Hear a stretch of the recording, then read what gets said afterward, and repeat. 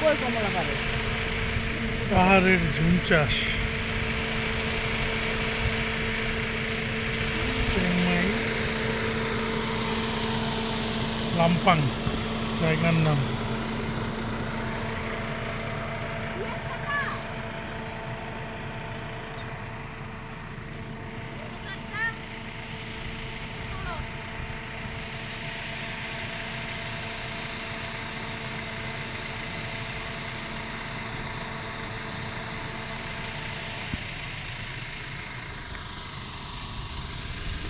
গরম হয়ে গেছে।